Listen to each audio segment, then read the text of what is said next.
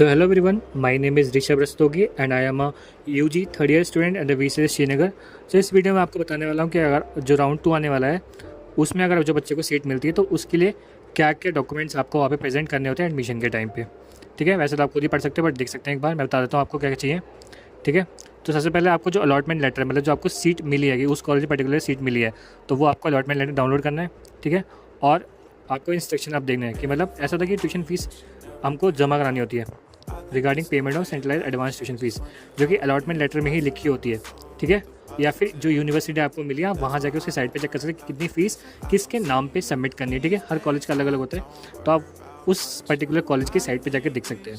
ठीक है, और अगर फिर उसके बाद क्या होगा, फिर कैंडिडेट रिपोर्ट करता है, पर्सनली जाके कॉलेज में रिपोर्ट करता है। ये जो ट्यूशन फीस होती है ना, ये आपको जब आप अलॉटमेंट लेटर आएगा तो उस समय आप क्या करेंगे, उसके एक दिन बाद या 2 दिन बाद जो भी है वो उसके अंदर आप ट्यूशन फीस सबमिट कराएंगे और उसकी रिसीप्ट, ठीक है, जो भी एक्चुअली नेट बैंकिंग होती है तो नेट बैंकिंग से आपको पैसे ट्रांसफ़र करने होते हैं उस कॉलेज के, जो भी वो इन्फॉर्मेशन देंगे उस पर।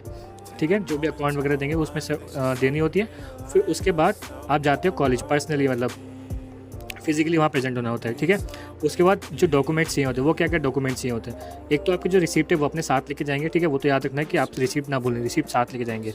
फिर कॉपी ऑफ अलॉटमेंट लेटर, जो आपको अलॉटमेंट लेटर मिला है वो। फिर आपको वही कि जो आपने ट्यूशन फीस भर दी है, हाई स्कूल का सर्टिफिकेट, 12th का सर्टिफिकेट, एज प्रूफ के लिए चाहिए होता है 10th का सर्टिफिकेट। फिर इंटरमीडिएट का मार्कशीट, नीट यूजी का एडमिट कार्ड, नीट यूजी का रैंक लेटर, और अगर आप किसी कैटेगरी को बिलोंग करें तो उसके लिए मतलब जो रिजर्वेशन आपका सर्टिफिकेट बना होगा। सब कैटेगरी सर्टिफिकेशन, जैसे कि होता है क्या बोलते हैं DPW होता है, उस टाइप का सब कैटेगरी होती है वो भी चाहिए होगा। अगर आप PWD है तो जो स्पेशल मेडिकल बोर्ड है, ठीक है, जो director general medical health and family welfare जो उत्तराखंड ने रिकमेंड किया है कि आप पर्टिकुलर जगह से ही वो मतलब जो सर्टिफिकेट है वो वैलिड होगा, तो आप उसको जाके चेक कर सकते हैं, वहीं का बना होना चाहिए, उस वरना रिजेक्ट कर दिया जाएगा। फिर अगर आप कश्मीरी माइग्रेंट है तो आपका सर्टिफिकेट होना चाहिए, डोमिसाइल सर्टिफिकेट, एक वैलिड जैसे कि Aadhaar card, passport, PAN, driving licence और कुछ अदर डॉक्यूमेंट्स। वो मतलब ये जो अदर्स आते हैं ना, वैसे तो इतने से ही काम चल जाता है, बट अदर्स में कॉलेज पे डिपेंड करता है यार।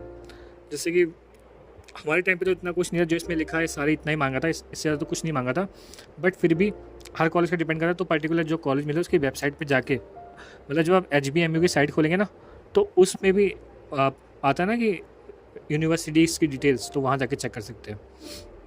फिर आ जाएगा जो बचा हुआ जो अमाउंट है वो आपको कॉलेज में जाके पता लगेगा कि कितना, जैसे कि उसमें हॉस्टल फीस वगैरह, मेस चार्जेस वगैरह होते हैं, वो हर कॉलेज का अलग अलग होता है, तो वो आपको वहाँ जाने के बाद पता लगेगा, ये आप पहले से पे नहीं करोगे। ठीक है, फिर उसके बाद जो भी आपने फॉर्मेलिटीज़ की थी, प्रोसीजर था वो फॉलो कर दिया। ठीक है, जब आपको क्या बोलते हैं एडमिशन लेटर मिल जाए तभी आप कंफर्म माने कि आपको एडमिशन हो चुका है। ठीक है, स्पेसिफिक टाइम पीरियड में अगर आपको अलॉटमेंट लेटर जो आपको आया था उसके पर्टिकुलर टाइम पीरियड में आपने एडमिशन ले लिया और आपको एडमिशन लेटर मिल गया, तभी कंफर्म माने कि आपका एडमिशन हो चुका है। ठीक है, बस इतना ही था इसमें, और आप चाहें तो खुद ही डाउनलोड करके एक बार फिर से पढ़ सकते हैं, एक बार इसको स्क्रीनशॉट लेना चाहे स्क्रीनशॉट ले सकते हैं कि क्या क्या आपको डॉक्यूमेंट्स चाहिए। ठीक है, इंपॉर्टेंट है इसमें क्या बोलते हैं, ये ट्यूशन फीस सबमिट करके लेके जानी है, वहाँ जाके कैश वगैरह या फिर चेक वगैरह लेके नहीं जाना है।